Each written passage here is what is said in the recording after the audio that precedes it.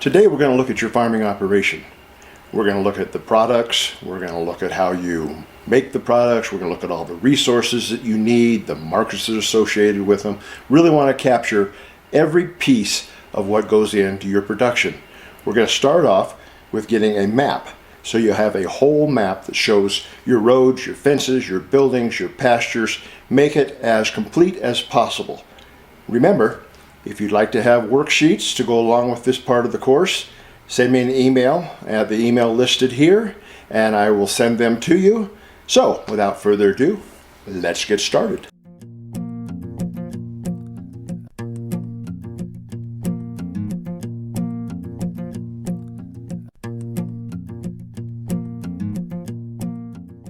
Let's take a look at your operations and how to best conduct business.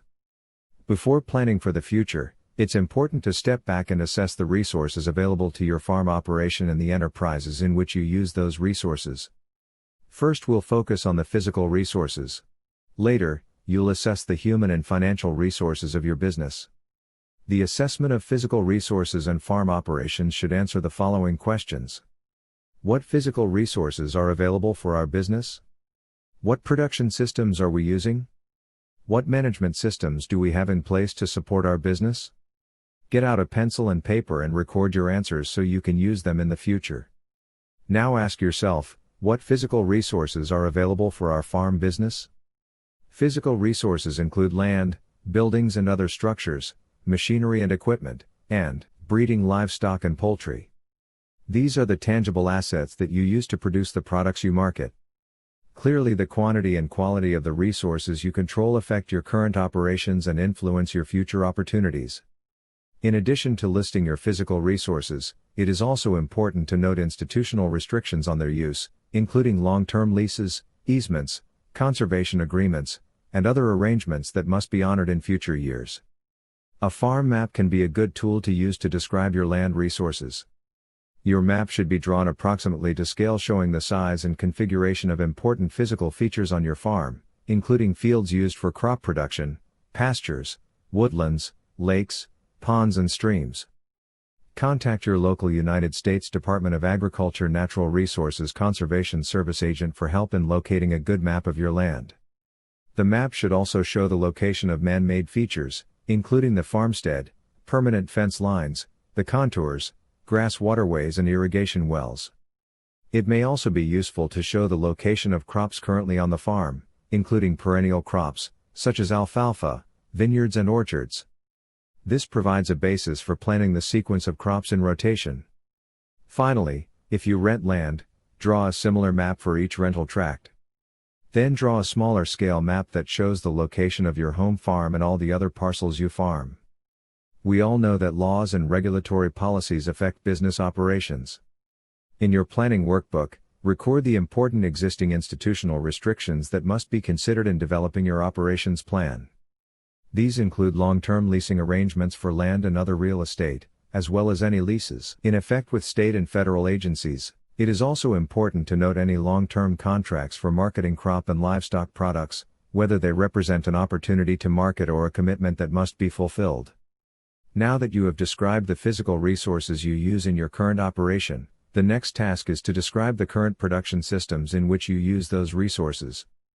This involves describing the crop rotations, timing of operations, the machinery and other inputs used, the quantity of production, and how your production is stored, processed and delivered to the market. For crop production, this process can usually be accomplished most easily by thinking through the sequence of activities involved and carefully noting the machinery used, operational inputs such as seed and fertilizer applied, and the labor requirements. Refer to the crop enterprise checklist for items that should be included. Describing a livestock production system is often more complicated than crops because labor and other inputs are required daily. You can simplify the task by describing the activities that take place by period of the year. The appropriate periods depend on the species of livestock or poultry and how frequently input levels are being changed throughout the year. For example, if raising market hogs, you could specify the production periods based on the time and weight at which changes in the ration are made. If 4 diets are fed as the pig goes from weaning to market weight, the length and the input requirements could be specified for each of the 4 periods. In breeding livestock, The year might be divided into periods representing major differences in housing and labor requirements. In each case, the length of the period should be determined by the period over which labor and other input requirements are relatively stable on a day-to-day basis. Now describe livestock production systems for each major livestock enterprise in your current operation. Use the livestock enterprise checklist shown here to help you remember the items that should be included.